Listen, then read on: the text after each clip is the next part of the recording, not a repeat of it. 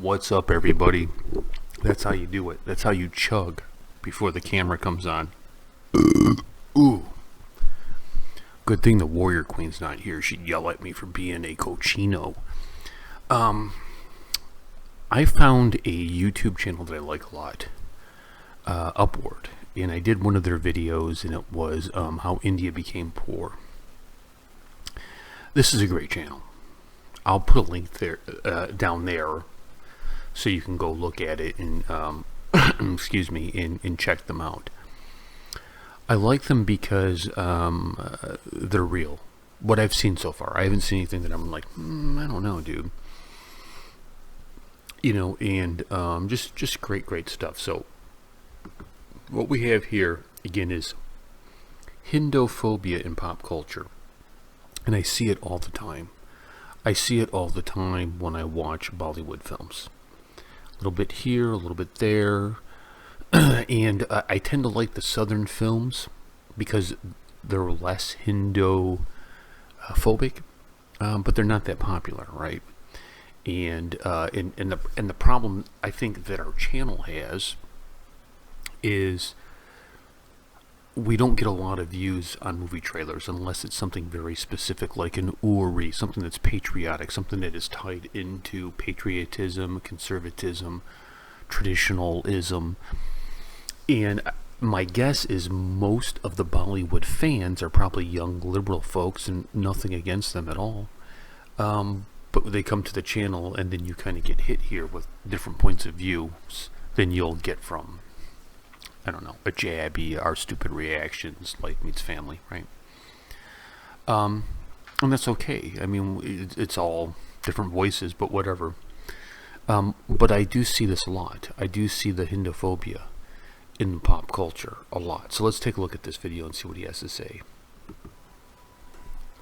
Upward, subscribe. We all know something about the pleasures, distraction, and entertainment that pop culture offers us. The movies we watch, the celebrities whose fashions we follow, the ads whose stories make us smile, all of these make up pop culture today. Pop culture is our favorite time pass, and we spend a good amount of our hard-earned money on it too. Pop culture tells us what is cool and what is not, what is in and what is out, even what is right and what is wrong. And most of what we consume uncritically, almost naively, just as how people compulsively consume soft drinks without worrying about the damage caused by excessive sugar. But here's one thing you should know. Consumers may devour media casually just for fun. But those who are creating media content are doing so not casually at all. Investors, lobbyists, political strategists, marketing experts, movie makers, writers, artists, they all have their own vested interests, commercial, political, religious, or ideological, to cater to. The bottom line is there are huge capital investments being made in shaping a free people into a market, an audience, and a believing public. Pop culture is powerful, and once the power of pop culture is unleashed on defining a people or a religion as the enemy, then what follows is something like a holocaust. It does not have to be an instant physical holocaust, but a subtler one. One in which the target culture is persuaded by media to misunderstand itself and demean itself and erase itself out of existence in just one generation. This is not an accident. Someone or something has invested in making this happen to you and your descendants. 1,000 years ago, a zealot who hated your religion came on horseback and broke the arms and heads of your goddesses. Today, a zealot just needs to make a movie or TV show that persuades you that it's cool to spit on your own gods. I'm presently working on a book on Hinduphobia. I'm starting to find that these representations of Hinduism in today's media and popular culture are not just bad, but dangerous. Where has Hinduphobia come from? First, it was the colonial missionaries from England and America. Then, their lies and hate about Hindus got repackaged as health journalism in a book called Mother India. It was written by an anti-immigration activist called Catherine Mayo. Mayo considered Hindus a health risk to the world, and her book was so influential, there was a time Indians could not even get visas to go to America. Mother India, unfortunately, is not in the past. The movie Slumdog Millionaire, which was a huge hit around the world, changed the characters' names from the novel to make all the villains Hindu and victims Muslim. They even show Rama appearing in a mob that is killing the hero's mother. The myth of Hindu terror is growing in US media. More recently, the show Quantico depicted the No such thing antagonists as as Hindu Hindu terrorism. terrorists Show me. planning to slaughter innocent people in America. And it's not just fiction. The New York Times has been systematically biased in its coverage of Hindu-Muslim riots, naming Hindus for violent acts, but never the other way around. Now, Hinduphobia is not just an American phenomenon. If you are a Hindu in India, you should be even more concerned. Since 2015, there have been many cases of newspapers tweaking reports on crimes done by non-Hindus to suggest Hindus or Hinduism was somehow to blame. In addition to fake news and narratives, there's a low-intensity cultural war raging against Hindus in Indian popular culture today. Our goddesses and gods, who stand for high ethical ideals as mothers, fathers, and friends, are being violently targeted in media messages. Usually, when this level of effort is made to demonize a people, it means there's a deeper intent to take over their land, freedom, sometimes even their lives. Many Hindus today think that being in a majority implies such concerns are exaggerated. But remember, every civilization is only one generation away from total extinction. But this is not the end. We can still work to preserve the India of our Devis and Devatas and our Panchabhutas in our rivers, lakes, forests, and air. To achieve this, we must become smart media consumers. Notice what the media say and don't say. Question their biases. Tweet to their advertisers and sponsors. Don't spend on Hinduphobic brands. Start the media satyagraha to save India today. I need to get a hold of that dude. This is a great channel.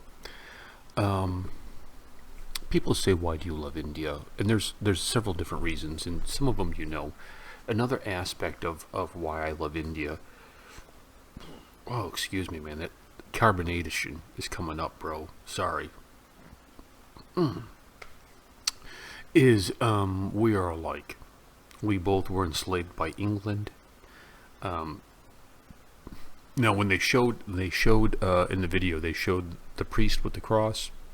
That's not what I am. And a lot of times there's confusion between Catholicism and Christianity.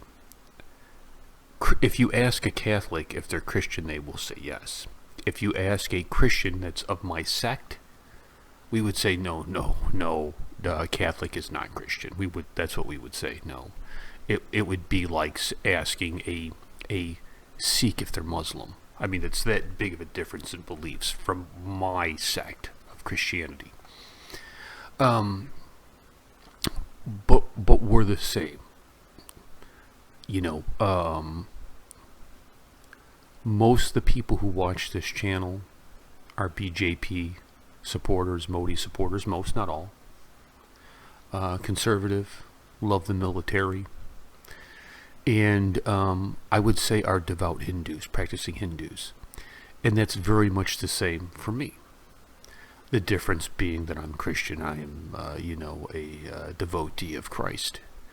And instead of demonizing each other over this, let's look at what we have in common. We have so much in common because our ideas of family, of life, the world, are constantly under attack by what this video said, by these media people who want to strip that away and make way for a global economy. And so they need a very homogenous group in when you get into something like Hinduism or Christianity, there's very unique ideas of how things should be. And it's not fun for the puppet masters, right? And I really like what he said in the video about don't spend money on the brand. And again, this is kind of the problem that we run into here on YouTube, is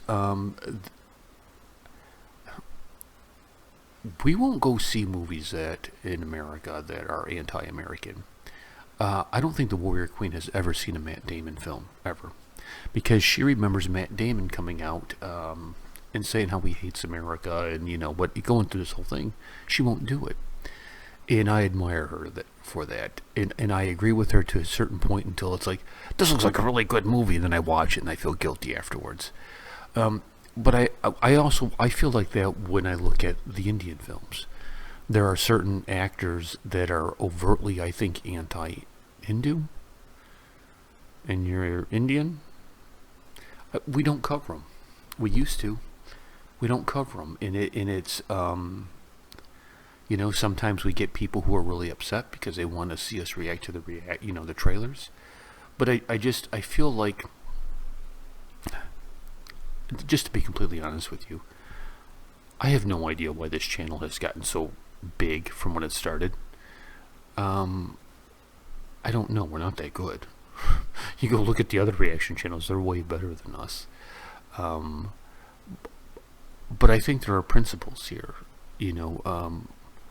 I will no longer cover Salman Khan films because I think he's anti-Indian overtly. That he wants to harm Hindus. And I love the Hindus. Those of you who interact with us online, I hope you see it, that it's genuine, now I'm in rambling mode. Why am I rambling? Anyways, go check them out. That was a really good video. I'm going to see if I can get a hold of that guy and do some videos with him or interview him or something. That was very, very good. I'll catch you guys later. Peace and much love.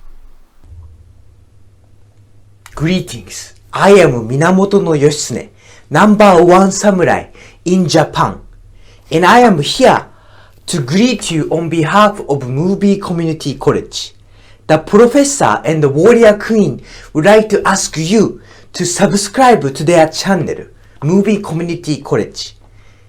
They are close to 200K and they need your help. Please like and subscribe to Movie Community College or face the wrath of Japan's #1 samurai.